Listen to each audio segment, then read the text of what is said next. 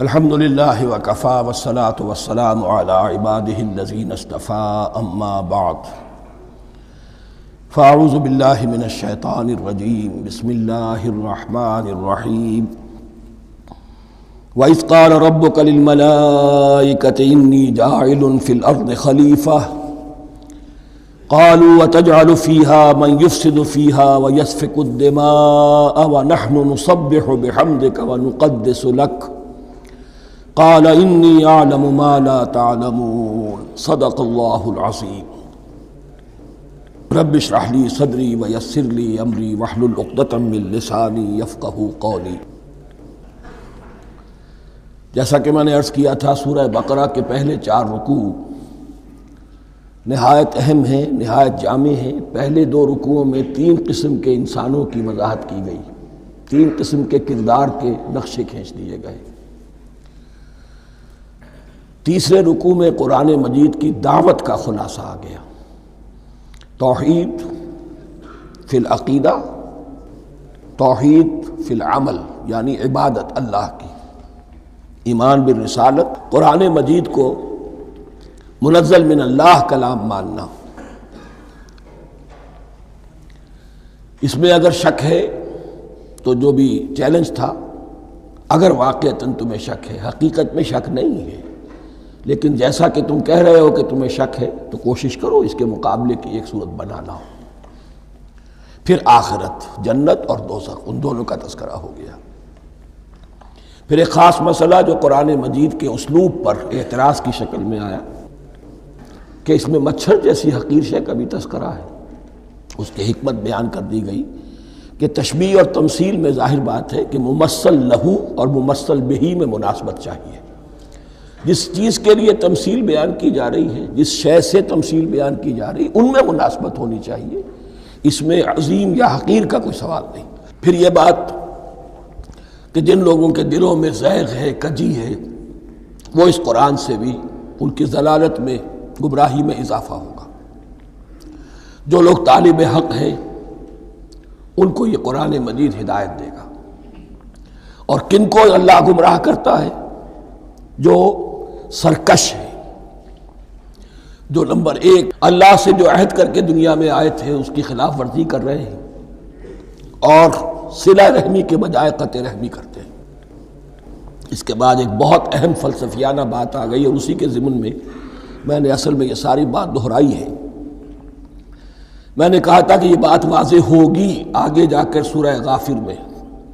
پھر ذہن میں لائیے کہ جب یہ صورت نازل ہوئی ہے، سورہ غافر نازل ہو چکی تھی، لہذا یہاں اجمالی تذکرہ ہے، وہاں تفصیلی تذکرہ ہے۔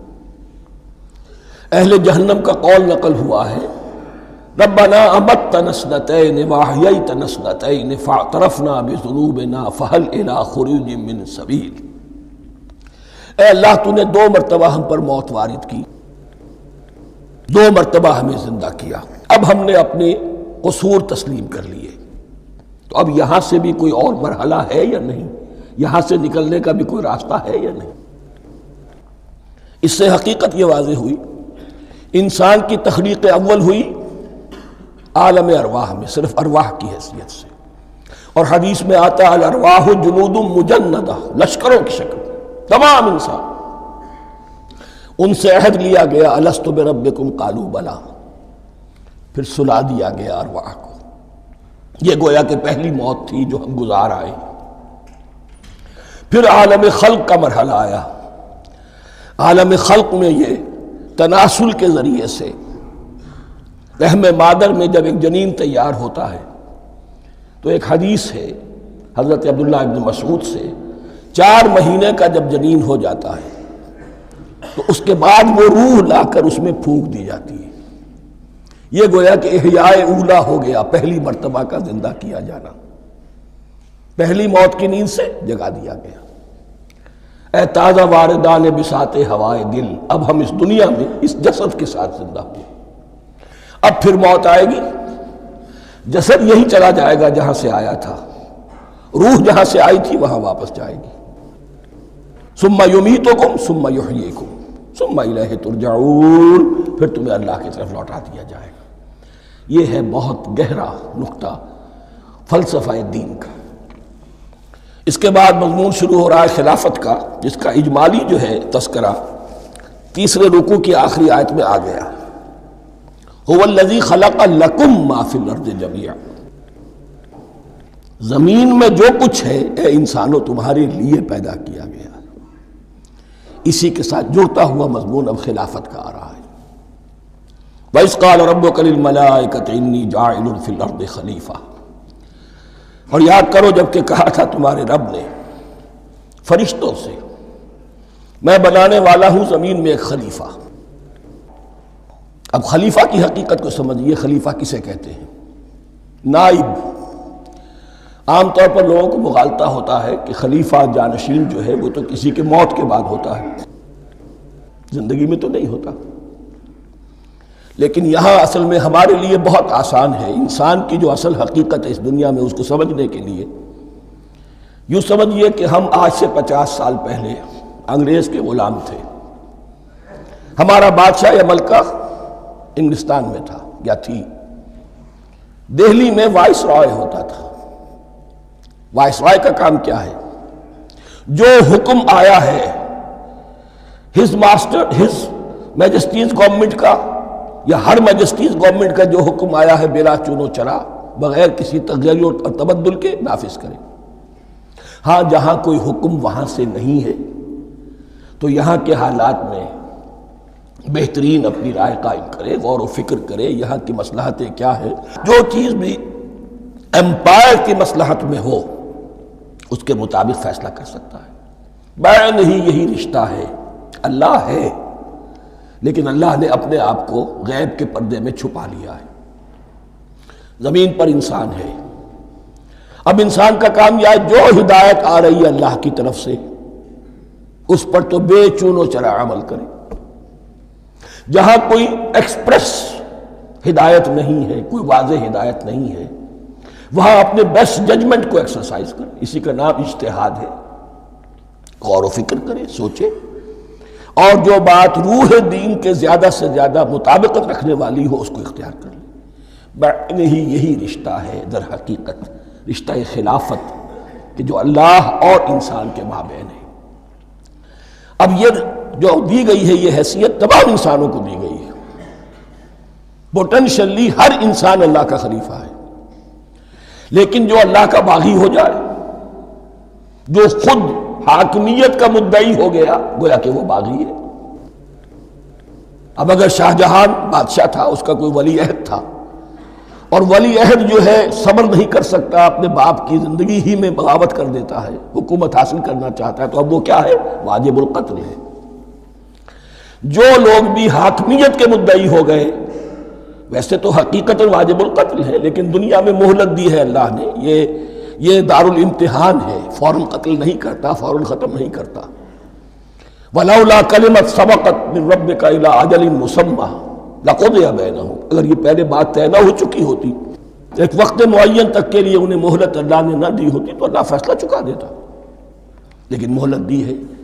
لیکن کم سے کم اتنی سزا ملتی ہے کہ اب وہ خلافت کے حق سے محروم کر دیے گئے۔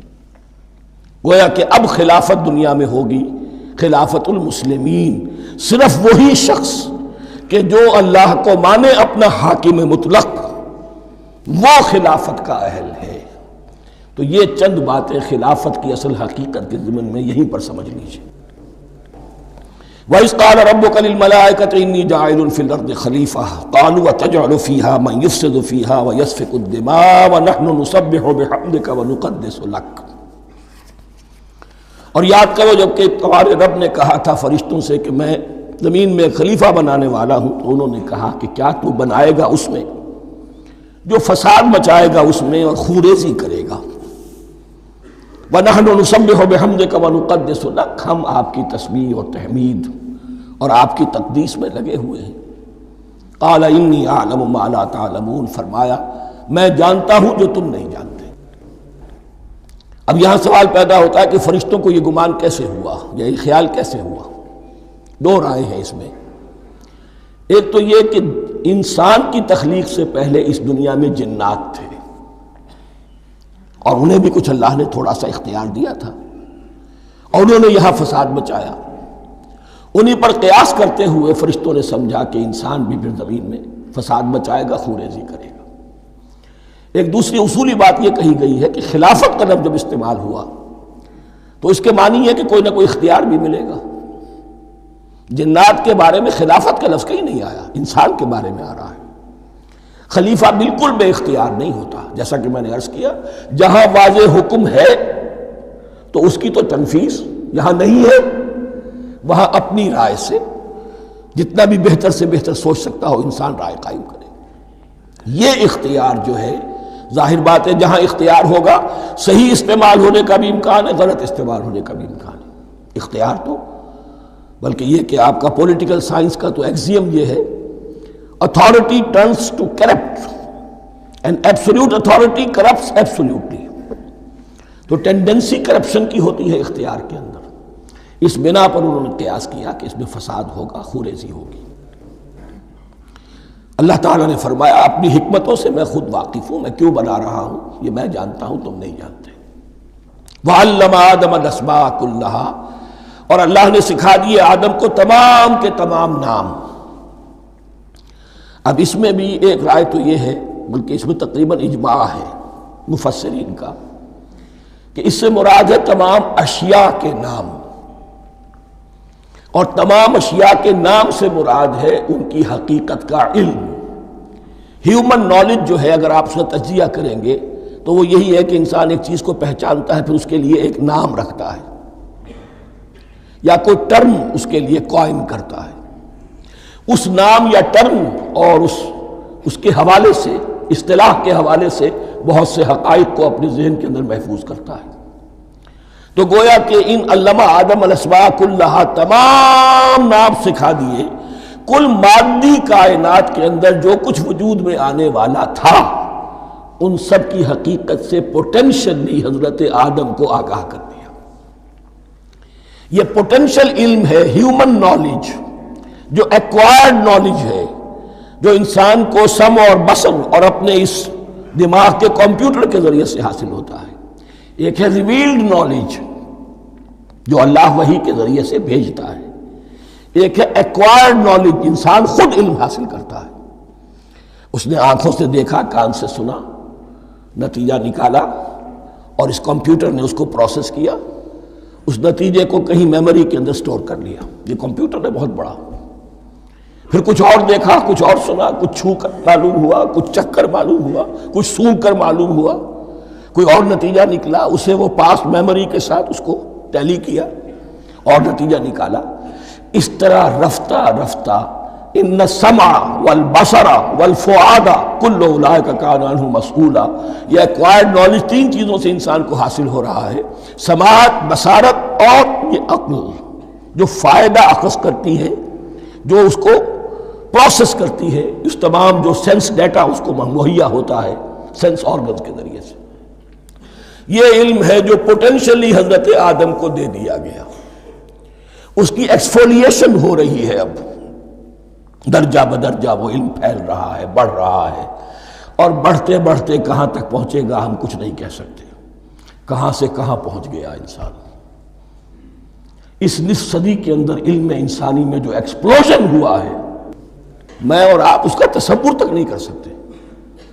اکثر بڑے بڑے جو سائنسدان ہیں انہیں تصور نہیں ہے، اس لیے کہ ایک شخص اپنی لائن فزکس کے بارے میں جانتا ہے کیا کچھ ہو گیا، یا فزکس کی بھی کسی شاخ کے بارے میں جانتا ہے، باقی دوسری جو لائن ہے اسے کچھ پتہ نہیں۔ اسپیشلائزیشن کا دور ہے، لہذا جو ایکسپلوژن کہا جائے، دھماکہ ہوا ہے علم کا، اس کا کوئی اندازہ نہیں ہے ہمارے پاس، اور کس تیزی کے ساتھ وہ چیز آگے بڑھ رہی ہے، کس تیزی کے ساتھ ایک چیز آج جو ایجاد ہوئی چند دنوں کے اندر اندر اس کے بعد اس کا نیا کوئی ورشن آ جاتا ہے اور یہ چیز جو ہے آبسولیٹ ہو جاتی ہے۔ کمیونیکیشن کے اندر جو انقلاب عظیم برپا ہوا ہے، تو آپ یہ سمجھئے کہ اقبال نے جو شعر کبھی کہا تھا کہ عروج آدم خاکی سے انجم سہمے جاتے ہیں، کہ یہ ٹوٹا ہوا تارا مہ کامل نہ بن جائے۔ اور یہ مہ کامل بنے گا کب؟ جب دجال کی شکل اختیار کرے گا۔ دجال کون ہوگا؟ جو ان تمام قواعد طبیعہ کے اوپر قابو پا لے گا، جب چاہے گا جہاں چاہے گا بارش برسائے گا، رزق کے تمام خزانے اپنے ہاتھ میں لے لے گا، جو اس کے اوپر ایمان لائے گا اسی کو ملے گا، کسی اور کو نہیں ملے گا، اس کی آواز پوری دنیا میں سنائی دے گی، وہ چند دنوں کے اندر پوری دنیا کا چکر لگا لے گا۔ یہ ساری چیزیں جو حدیث میں دجال کے بارے میں آئی ہیں وہ اسی علم آدم ایکوائرڈ نالج کے اس حد کو پہنچ جانا کہ وہ ٹوٹل مسٹریز نیچر کی جو ہے وہ اس پر منکشف ہو جائے اور ان قواعد طبیعہ کو وہ ہارنس کر لے، قابو میں لے آئے اور انہیں استعمال کرے۔ کبھی جب ہمارے کسی بہت 200-300ویں کوئی پیڑھی میں کوئی ہمارے جد امجد ہوں گے جنہوں نے کوئی چٹان دیکھی کہ گری، پتھر پر پتھر ٹکرایا تو آگ اس میں سے شعلہ نکلا، اس کا یہ مشاہدہ کافی ہو گیا آگ پیدا کرنے کے لیے۔ پتھروں کو ٹکراؤ، آگ پیدا کر لو۔ یہ اس دور کی سب سے بڑی ایجاد تھی، آگ، انرجی۔ اب وہ انرجی کہاں سے کہاں پہنچی، وہ آگ نے بھاپ کی شکل اختیار کی، پھر ہم نے بجلی ایجاد کی، اور کب کیا ہے، ایٹمک انرجی ہے، اور نہ معلوم کیا کیا ہے، واللہ اعلم۔ ان تمام چیزوں کا تعلق ہے خلافت ارضی کے ساتھ، لہذا فرشتوں کو جو بتایا گیا وہ یہ ہے کہ آدم کو علم بھی دیا جا رہا ہے، صرف اختیار ہی نہیں دیا جا رہا، علم دیا جا رہا ہے۔ وَعَلَّمَ آدَمَ الْأَسْمَاءَ كُلَّهَا ثُمَّ عَرَضَهُمْ عَلَى الْمَلَائِكَةِ، پھر ان تمام اشیاء کو پیش کیا فرشتوں کے سامنے۔ فَقَالَ أَنبِئُونِي بِأَسْمَاءِ هَؤُلَاءِ، اور فرمایا کہ مجھے بتاؤ ان چیزوں کے نام، ان کنتم صادقین، اگر تم سچے ہو۔ قالوا سبحانک لا علم لنا الا ما علمتنا، انہوں نے کہا پروردگار تو پاک ہے ہر نقص سے، ہر عیب سے، ہر ضعف سے، ہر احتیاج سے، مبرہ ہے، منزہ ہے، اعلیٰ ہے، ارفع ہے۔ لا علم لنا الا ما علمتنا، ہمیں کوئی علم حاصل نہیں سوائے اس کے جو تو نے ہمیں سکھا دیا ہے۔ اس کی تعبیر یہی بہتر معلوم ہوتی ہے کہ ملائکہ کی حیثیت در حقیقت اس کائناتی جو حکومت ہے اللہ کی، آفاقی حکومت، اس کے کارندوں کی ہے، یہ اس کے سول سرونٹس ہیں، تو ہر ایک کو صرف اس کے شعبے کے متعلق علم دیا گیا ہے، علم جامع نہیں ہے، تمام چیزوں کا علم یہ معلوم کرنے کی استعداد ان کے پاس نہیں ہے۔ کوئی فرشتہ فرض کیجئے بارش کے اوپر مامور ہے، کوئی پہاڑوں پر مامور ہے، جس کا ذکر سیرت میں آتا ہے کہ جب طائف میں حضور پر پتھراؤ ہوا ہے تو اس کے بعد ایک فرشتہ حاضر ہوا ہے کہ میں ملک الجبال ہوں، اللہ نے مجھے پہاڑوں پر مامور کیا ہوا ہے، آپ اگر فرمائیں تو جن لوگوں نے آپ کو ستایا ہے، یہ جو طائف جن دو پہاڑوں کے درمیان یہ وادی ہے، ان کو آپس میں ٹکرا دو کہ یہ پس کر اور سرما بن جائے۔ آپ نے فرمایا نہیں، کیا عجب، اللہ تعالیٰ ان کی اگلی نسلوں کو ہدایت دے دے۔ تو فرشتے ہیں، کوئی پہاڑوں پر مامور ہے، کوئی کسی خدمت پر مامور ہے، ان کو علم دیا گیا ہے صرف انہی کی اپنی جو بھی فرائض منصبی ہیں ان کے شعبے سے متعلق، کل نہیں۔ جامعیت جو ہے علم کی وہ ہے کہ جو حضرت آدم علیہ السلام کو پوٹینشلی دے دی گئی اور جو اب بڑھتے بڑھتے ایک بہت تناور درخت بن چکا۔ سبحانک لا علم لنا الا ما علمتنا انک انت العلیم الحکیم، یقیناً آپ ہی کی ذات ہے جو کل کے کل علم کی حامل ہے اور جس کے اوپر حکمت بھی، جس کی حکمت بھی کامل ہے، باقی تو ہر مخلوق میں سے ہر ایک کا علم ناقص رہے گا۔ العلیم، کل علم کا جاننے والا تو ہی ہے، الحکیم، کل حکمت وہ تو تیرے ہی پاس ہے۔ قال یا آدم انبئہم باسمائہم، اللہ نے فرمایا کہ آدم ان کو بتاؤ ان کے نام۔ فلما انباہم باسمائہم، تو جب انہوں نے بتا دیے ان کو، فرشتوں کو، ان کے نام، قال الم اقل لکم انی اعلم غیب السماوات والارض، تو اللہ نے فرمایا کہ میں نے کہا نہیں تھا کہ میں جانتا ہوں آسمانوں اور زمین کی تمام غائب چیزوں کو جو تمہاری نگاہوں سے بھی اوجھل ہے، غیب، میں ہر شے کا جاننے والا ہوں۔ وَأَعْلَمُ مَا تُبْدُونَ وَمَا كُنْتُمْ تَكْتُمُونَ، اور میں جانتا ہوں جو کوئی تم ظاہر کر رہے تھے اور جو کوئی تم چھپا رہے تھے۔ چھپانے میں محسوس ہوتا ہے کہ ان کی خواہش یہ تھی کہ خلافت ہمیں ملے، ہم خدام ادب ہیں، ہر وقت تسبیح و تحمید اور تقدیس میں مصروف ہیں، جو حکم ملتا ہے بجا لاتے ہیں، تو یہ خلافت کسی اور مخلوق کو کیوں ملے؟ یہاں صرف یہ اور بتا دوں کہ یہ چونکہ اب ایک تیسری مخلوق کا ذکر بھی بعد میں آئے گا، 3 صاحب تشخص مخلوقات ہیں اللہ کی، صاحب تشخص، صاحب شعور، جن میں میں کا شعور ہے، انا، میں۔ ایک ملائکہ ہیں، ان کی تخلیق نور سے ہوئی ہے۔ ایک انسان ہے جن کی تخلیق گارے سے ہوئی ہے۔ ایک جنات ہیں جن کی تخلیق آگ سے ہوئی ہے۔ باقی حیوانات ہیں، ان میں شعور تو ہے، خود شعور ہی نہیں ہے۔ Self consciousness, there is a world of difference between consciousness and self consciousness. انسان جب دیکھتا ہے تو اس کو یہ بھی معلوم ہے میں دیکھ رہا ہوں۔ کتا بلہ دیکھتا ہے، اسے یہ اندازہ نہیں ہوتا کہ میں دیکھ رہا ہوں، دیکھنے کا ایک نتیجہ ہے جو نکل آتا ہے، لیکن میں کا وجود نہیں ہے۔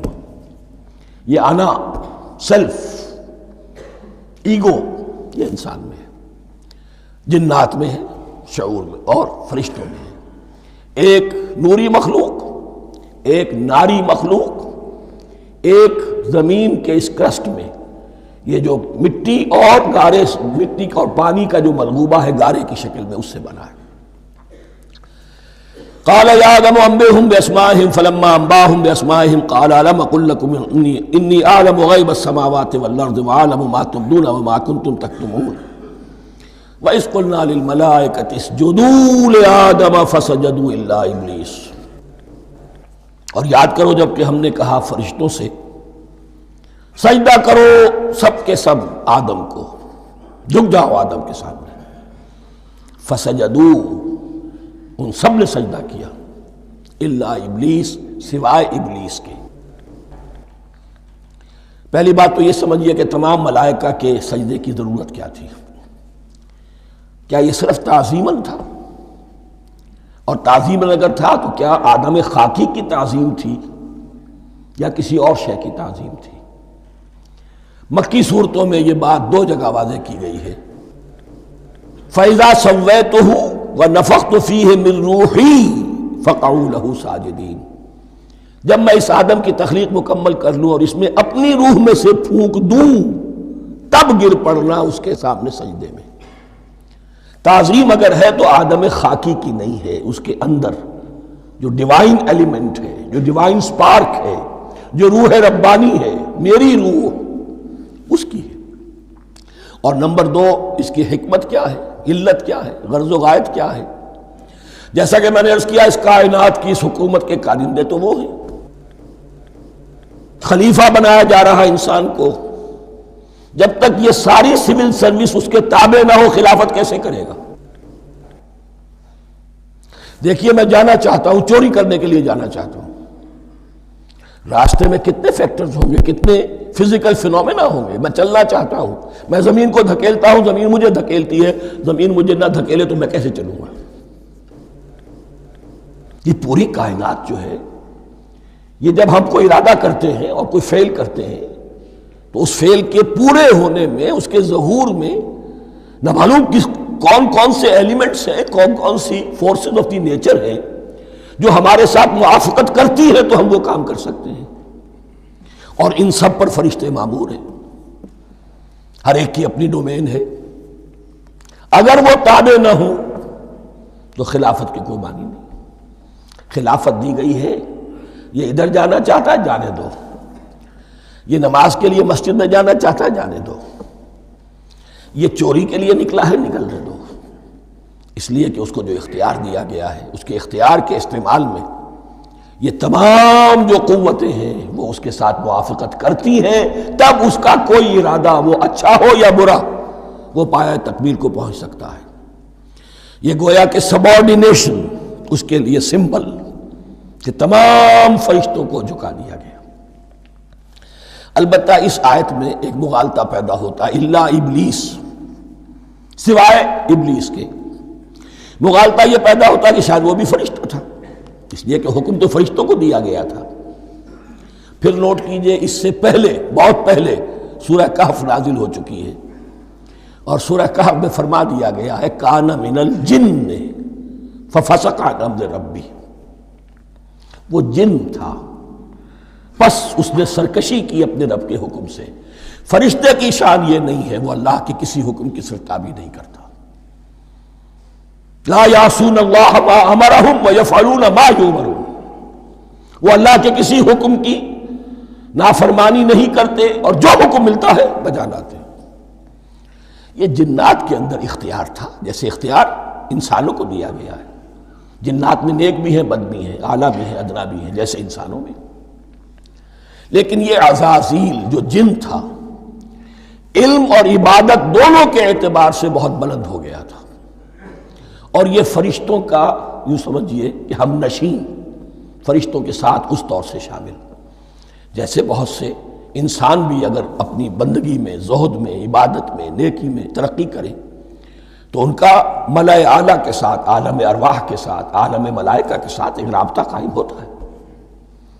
اسی طریقے سے وہ جو عزازیل تھا، جن ہونے کے باوجود اپنی نیکی، عبادت، پارسائی اور اپنے علم میں فرشتوں سے بہت آگے تھا، اس لیے معلم الملکوت کی شکل اختیار کر چکا تھا۔ اس کو اپنی زون تھا یہ بات، جیسا کہ میں نے عرض کیا 7 مرتبہ قرآن میں یہ بات آئی ہے، قصہ ابلیس و آدم، کہ فرشتوں کو حکم ہوا کہ سجدہ کرو، سب جھک گئے، ابلیس نے سجدے سے انکار کر دی 7 مرتبہ۔ یہ 7ویں مرتبہ ہے جو ہم پڑھ رہے ہیں، مصحف میں پہلی مرتبہ آ رہا ہے، ترتیب نزول میں 7ویں مرتبہ آ رہا ہے۔ یہ آدم و ابلیس کا قصہ اس سے آگے سورہ اعراف میں آئے گا، پھر سورہ ہجر میں آئے گا، سورہ بنی اسرائیل میں آئے گا، سورہ کہف میں آئے گا، سورہ طٰہٰ میں آئے گا، سورہ صاد میں آئے گا، 6 مرتبہ مکی قرآن میں، 1 مرتبہ یہاں۔ تو یہاں اشارہ نہیں کیا، اس لیے مغالطہ ہو سکتا ہے، لیکن یہ کہ سورہ کہف میں آپ کو بتا چکا ہوں کان من الجن ففسق عن امر ربی، اس نے اپنے رب کے حکم سے سرتابی۔ ابلیس اس کا صفاتی نام ہے اب، اس لیے کہ اب لسیبلسو کے معنی ہوتے ہیں مایوس ہو جانا۔ یہ اللہ کی رحمت سے بالکل مایوس ہے، اور مایوس جو ہو جائے وہ شیطان ہو جاتا ہے۔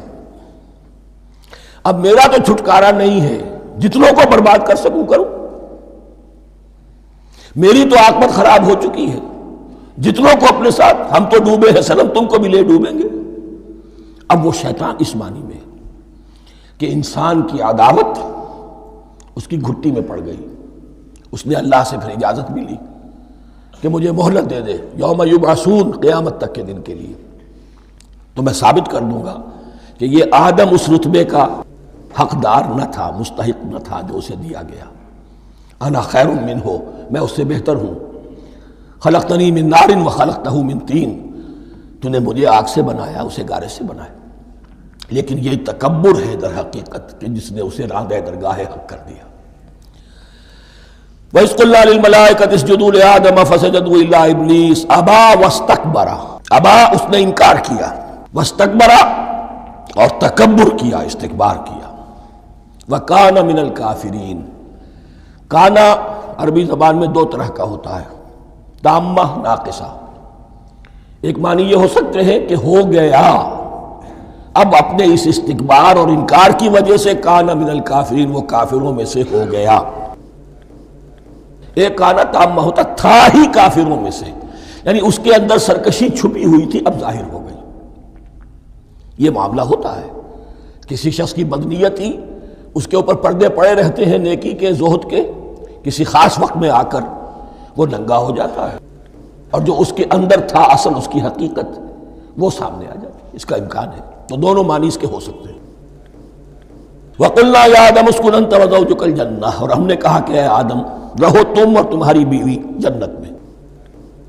اب یہ جنت کون سی ہے؟ اکثر حضرات کے نام کر کے نزدیک یہ جنت کہیں آسمان ہی میں تھی، آسمان ہی میں حضرت آدم کی تخلیق ہوئی۔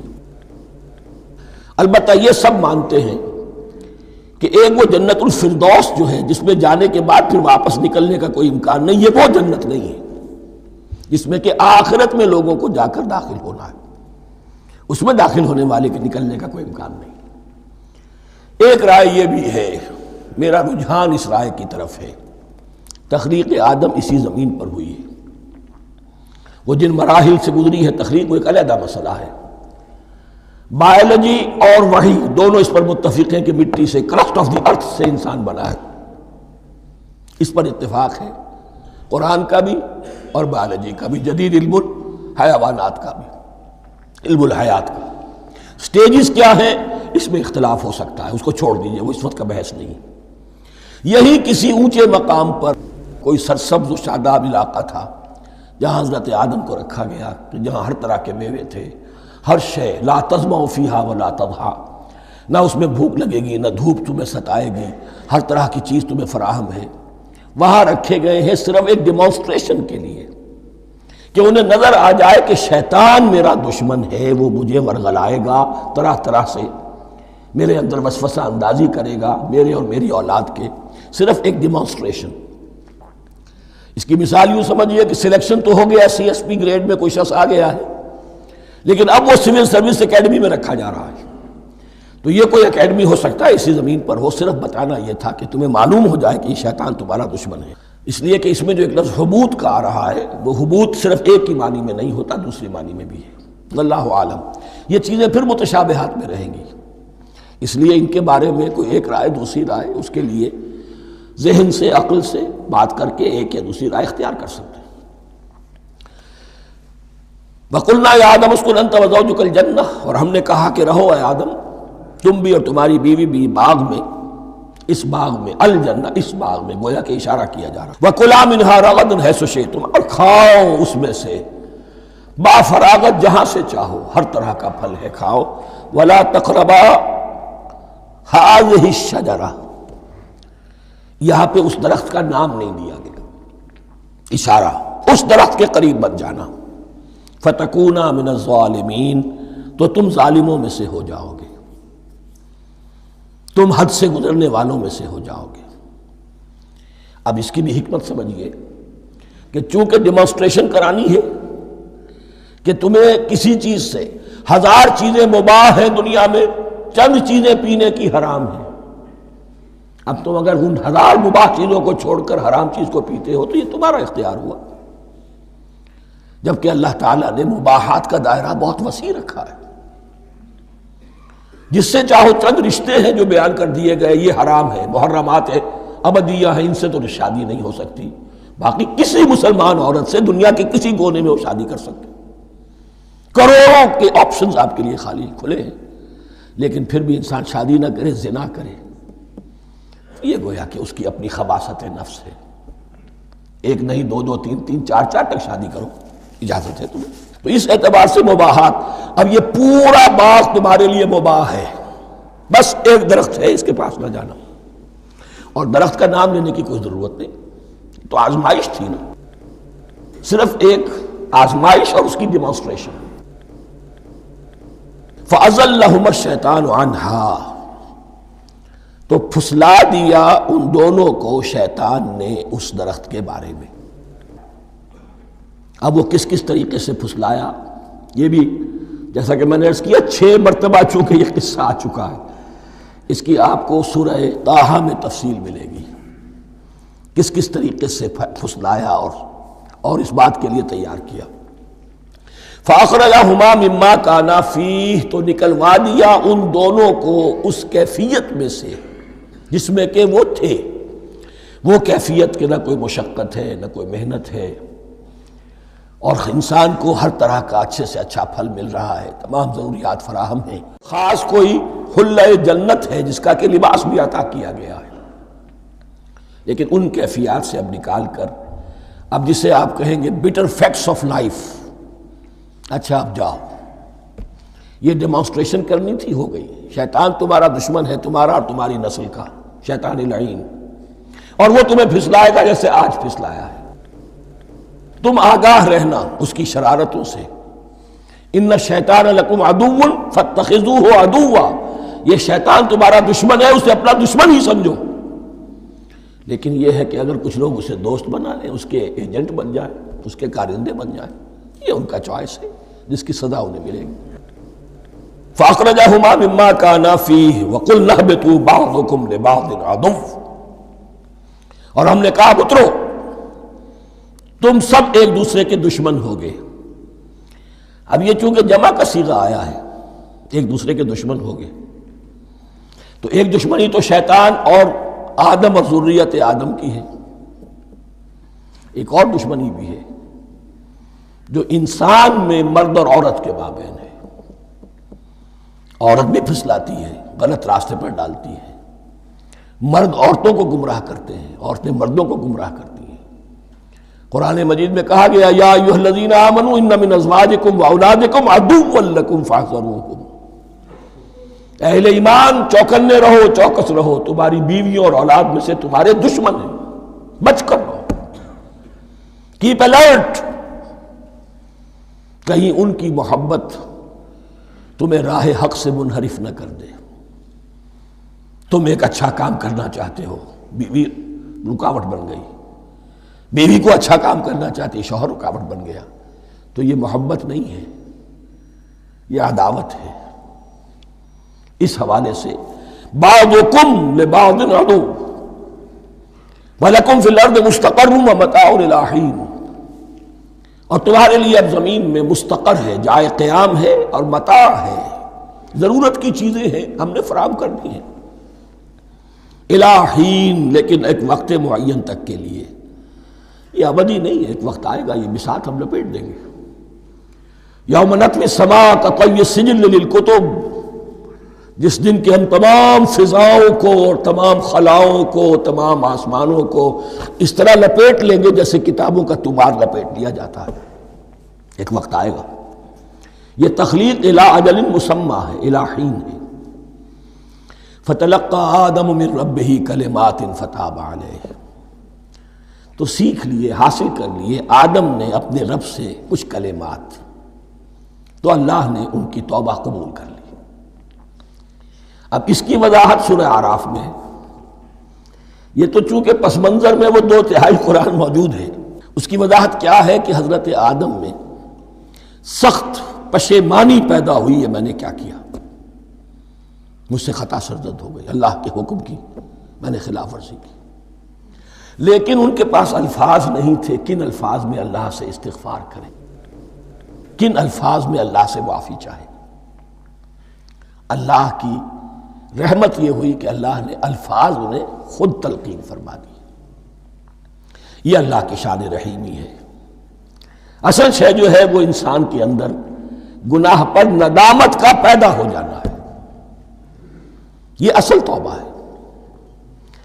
علامہ اقبال نے جو بڑی اپنی آغاز عنفوان شباب میں جو اشعار کہے تھے، ان میں سے ایک شعر کو سن کر پھڑک اٹھے تھے اس وقت کے اساتذہ بھی، موتی سمجھ کے شان کریمی نے چن لیے قطرے جو تھے میرے عرق انفعال کے، انفعال کہتے ہیں شرمندگی کو، شرمندگی سے میری پیشانی پر جو پسینے کے قطرے نمودار ہو گئے، میرے پروردگار کو وہ اتنے عزیز ہوئے، اس نے انہیں موتی کی طرف چن لیا۔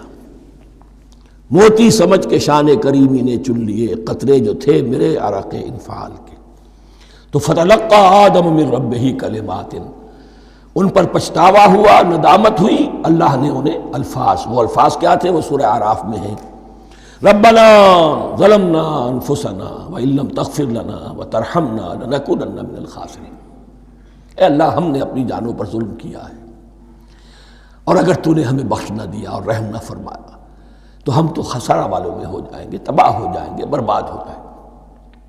یہی پر فوری تقابل موجود ہے۔ غلطی ابلیس سے بھی ہوئی، حکم سے سرتابی ہوئی، لیکن اس پر ندامت نہیں ہوئی، تکبر کی بنا پر اور اکڑ گیا، انا خیر منہ۔ غلطی آدم سے بھی ہوئی، نافرمانی ہوئی، لیکن اس پر پشیمان ہوئے اور توبہ کی۔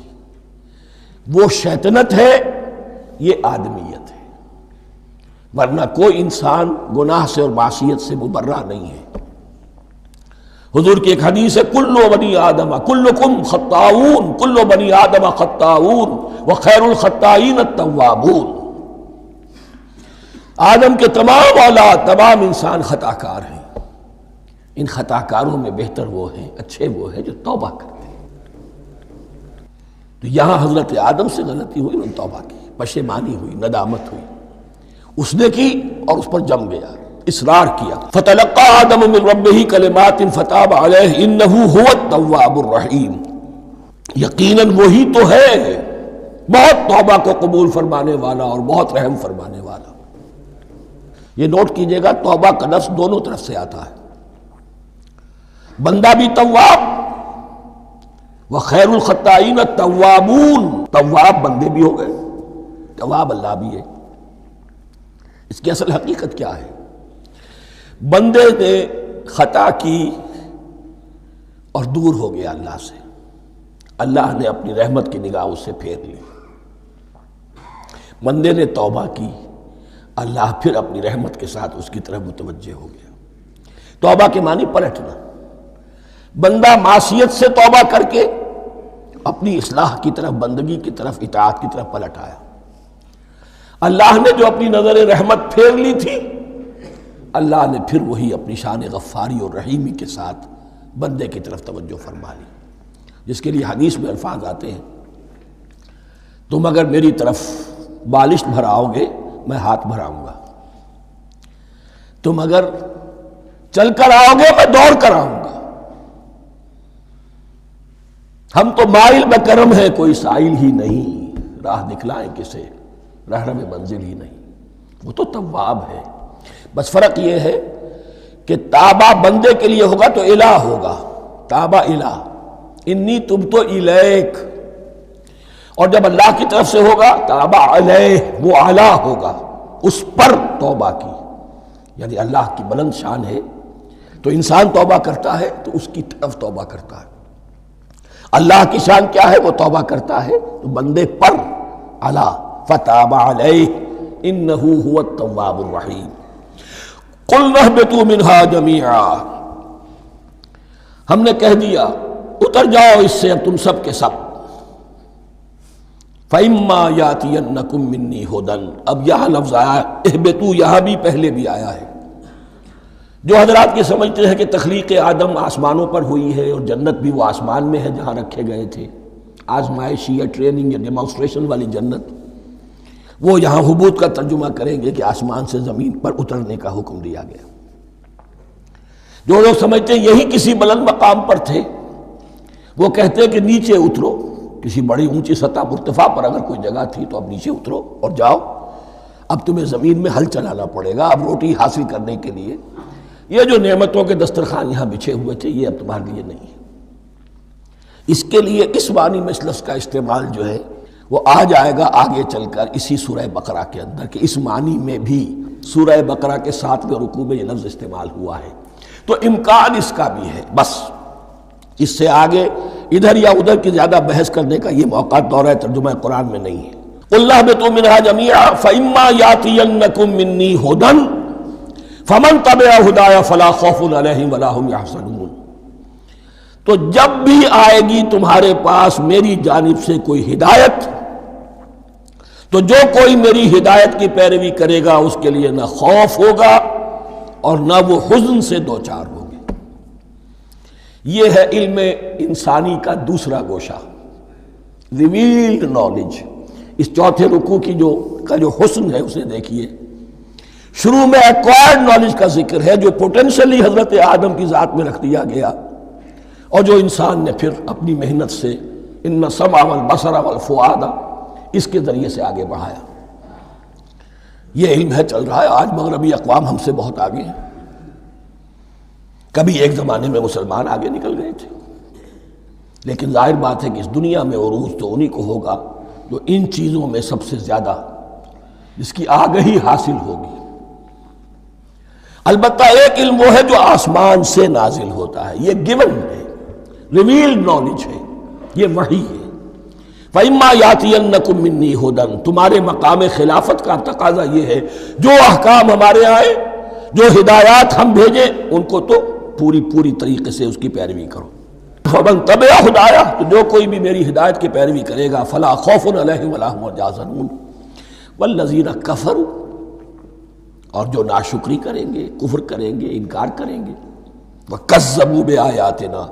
اور ہماری آیات کو جھٹلائیں گے، فَأُولَٰئِكَ أَصْحَابُ النَّارِ هُمْ فِيهَا خَالِدُونَ. تو وہ جہنمی ہوں گے، آگ والے ہوں گے، اس میں ہمیشہ ہمیشہ رہیں گے. یہ ہے گویا کہ چارٹر، اس نوع انسانی کو جو ابدی چارٹر اللہ نے دیا ہے، جبکہ زمین کا چارج دے دیا گیا خلیفہ کی حیثیت سے۔ یہاں یہ 4 رکوع جو ہے سورہ بقرہ کے، جو میں نے عرض کیا تھا، قرآن کی دعوت، قرآن کا بنیادی فلسفہ، اس پر یہ جام ہے، اور یہ مکی صورتوں کے مضامین کا خلاصہ۔ اب یہاں سے شروع ہو رہا ہے 5ویں رکوع سے مسلسل 10 رکوع، مسلسل خطاب ہے بنی اسرائیل سے۔ البتہ ان میں ایک تقسیم ہے، پہلے رکوع میں دعوت ہے۔ دعوت جب ہوتی ہے تو آمادہ کرنا، تشویق، ترغیب، دل جوئی، نرمی، یہ دعوت کے اجزائے لا ینفک ہیں، اس کے بغیر دعوت مؤثر نہیں ہوتی۔ لہذا ان 7 آیات میں یہ یوں سمجھیے کہ ان 10 رکوعوں کے لیے یہ بمنزلہ فاتحہ ہے۔ جیسے سورہ فاتحہ 7 آیتوں کی، ایسے ہی اس دعوت سابقہ امت مسلمہ کو دعوت دی جا رہی ہے، تو کس طرح دی جا رہی ہے؟ یہ کون تھے؟ یہ بھی مسلمان ہی تو تھے نا، کافر تو ہو گئے حضور کا انکار کر کے، ورنہ وہ موسیٰ کے ماننے والے، شریعت ان کے پاس، بڑے بڑے علماء ان میں، علم کا چرچا ان میں، سب کچھ تھا، ان کو دعوت دی جا رہی ہے۔ لیکن میں اس لیے آپ کو چاہتا ہوں، اس کو توجہ دلا رہا ہوں، آج اگر مسلمانوں میں جو غافل ہو گئے، اپنی حقیقت کو بھول گئے، اپنے فرض منصبی سے غافل ہو گئے، دنیا کے اور قوموں کی طرح کی ایک قوم بن کر رہ گئے، اگر کوئی ایک داعی گروہ کھڑا ہو، کوئی جماعت، کوئی فرد، اور اس سے جماعت بنے، تو ظاہر بات ہے سب سے پہلے اسے اسی امت کو دعوت دینی ہوگی، اس لیے کہ دنیا تو اسلام کو پہچانے گی اس امت کے حوالے سے۔ فزیشن ہیل تھائی سیلف، پہلے یہ تو ٹھیک ہو، یہ کہیں پر صحیح اسلام کا نمونہ پیش کرے تو دنیا کو دعوت دے سکو گے، آؤ دیکھو یہ ہے اسلام۔ اس لیے ان کو جو دعوت دینے کا اسلوب ہونا چاہیے وہ عکس ہوگا اس اسلوب کا جو ان 7 آیات میں ہمارے سامنے آ رہا ہے۔ یا بنی اسرائیل اذکروا نعمتی التی انعمت علیکم، اے بنی اسرائیل، اسرائیل کو سمجھ لیجئے یہ مرکب لفظ ہے، اسر، اسی سے اسیر بنا ہے، اسیر جو کسی کا قیدی ہوتا ہے، ایل عبرانی میں اللہ کے لیے ہے، اور اسرائیل کا ترجمہ ہے عبداللہ، اللہ کا غلام، اللہ کے ساتھ بندھا ہوا، اس کی اطاعت کے قلاتے کے اندر۔ تو یہ اسرائیل یہ لقب ہے حضرت یعقوب علیہ السلام کا، ان کے 12 بیٹے تھے، 12 بیٹوں سے جو نسل چلی وہ بنی اسرائیل ہے، انہی میں حضرت موسیٰ کی بعثت ہوئی اور تورات انہیں دی گئی، پھر یہ ایک بہت بڑی امت بنے۔ ان پر 4 ادوار آ چکے تھے قرآن مجید کے نزول کے وقت، 2 مرتبہ اللہ کی رحمت کی بارشیں ہوئیں، انہیں عروج نصیب ہوا، 2 مرتبہ ان کو دنیا پرستی، شہوت پرستی، اللہ کے احکام کو پس و پیش ڈال دینے کی سزا میں عذاب کے کوڑے ان پر برسے۔ اس کا ذکر آئے گا سورہ بنی اسرائیل کے پہلے رکوع میں۔ اس وقت جب کہ قرآن نازل ہو رہا ہے، اس وقت وہ اپنے اس زوال کے دور میں تھے۔ حال یہ تھا کہ حضور صلی اللہ علیہ وسلم کی بعثت سے پہلے ہی 2nd ٹیمپل بھی شہید کیا جا چکا تھا، گرایا جا چکا تھا۔ حضرت سلیمان نے جو بنایا تھا ہیکل سلیمانی، جس کو یہ 1st ٹیمپل کہتے ہیں، اسے نیبوکدنضر نے گرا دیا تھا حضرت مسیح سے بھی کئی سو سال پہلے۔ لیکن اس کے بعد پھر یہ رومنز نے سن 70 عیسوی میں حضور کی ولادت سے 500 برس پہلے ان کا یہ یروشلم تباہ و برباد ہوا، اس میں لوگوں کو قتل کیا گیا، قتل عام ہوا، اور 2nd ٹیمپل جو ہے وہ بھی گرا دیا گیا، جو اب تک گرا پڑا ہوا ہے۔ صرف ایک ویلنگ وال ہے جس کے پاس جا کر یہودی جو ہے ماتم کر لیتے ہیں، روتے ہیں، اور اب وہ بنانے پر تلے ہوئے ہیں اپنا 3rd ٹیمپل، اس کے نقشے بن چکے ہیں، بلو پرنٹ بن چکے ہیں۔ لیکن بہرحال جس وقت قرآن نازل ہو رہا تھا یہ بہت ہی پستی میں تھے۔ اس کے بارے میں فرمایا، اے بنی اسرائیل ذرا یاد کرو میرے اس انعام کو جو تم پر ہوا۔ وہ انعام کیا ہے؟ میں نے تمہیں اپنی کتاب دی، نبوت سے سرفراز فرمایا، اپنی شریعت تمہیں عطا فرمائی، تمہیں داؤد، تمہارے اندر داؤد اور سلیمان جیسے بادشاہ اٹھائے جو بادشاہ بھی تھے، نبی بھی تھے۔ وَأَوْفُوا بِعَهْدِي، اور میرے وعدے کو پورا کرو تاکہ میں بھی اپنے وعدے کو پورا کروں۔ یہ وعدہ ہے جو کتاب استثناء جو ہے اولڈ ٹیسٹمنٹ کی، ڈیوٹرانومی، اس کے 18ویں باب کی آیت نمبر 18 اور 19 میں ہے۔ حضرت موسیٰ سے خطاب کر کے اس میں اللہ نے یہ الفاظ فرمائے، میں ان کے بھائیوں میں سے تیرے مانند ایک نبی برپا کروں گا اور اس کے منہ میں اپنا کلام ڈالوں گا، اور وہ وہی کچھ بتائے گا جو میں اس سے کہوں گا۔ یہ گویا کہ حضرت موسیٰ علیہ السلام کی امت کو بتایا جا رہا تھا کہ نبی آخر الزمان آئیں گے اور تمہیں انہیں قبول کرنا ہے۔ قرآن مجید میں اس کا بڑا تفصیلی ذکر سورہ اعراف میں آئے گا انشاءاللہ، لیکن یہاں فرمایا اوفوا بعہدی اوف بعہدکم، تم میرا عہد پیرا پورا کرو، میرے اس نبی کو تسلیم کرو، اس پر ایمان لاؤ، اس پر کی صدا پر لبیک کہو، تو میں تمہیں میرے انعام و اکرام اور بڑھتے چلے جائیں گے۔ وَإِيَّايَ فَارْهَبُونَ، اور صرف مجھ سے ڈرو۔ وَآمِنُوا بِمَا أَنزَلْتُ مُصَدِّقًا لِمَا مَعَكُمْ، اور ایمان لاؤ اس پر جو میں نے نازل کیا ہے، جو تمہارے پاس جو تورات ہے اس کی تصدیق کرتے ہوئے آیا ہے۔ اس کے دو معنی ہے، ایک تو قرآن تصدیق کرتا ہے تورات کی اور انجیل کی، فیہا ہدی و نور، فیہ ہدی و نور، اور دوسرے یہ کہ قرآن اور محمد صلی اللہ علیہ وسلم ان پیشین گوئیوں کے مصداق بن کر آئے ہیں جو تورات میں تھی، ورنہ وہ پیشین گوئیاں جھوٹی ثابت ہوتی۔ ان کے مصداق کون ہے؟ قرآن اور محمد صلی اللہ علیہ وسلم۔ یہ دونوں معنی اس کے ہیں۔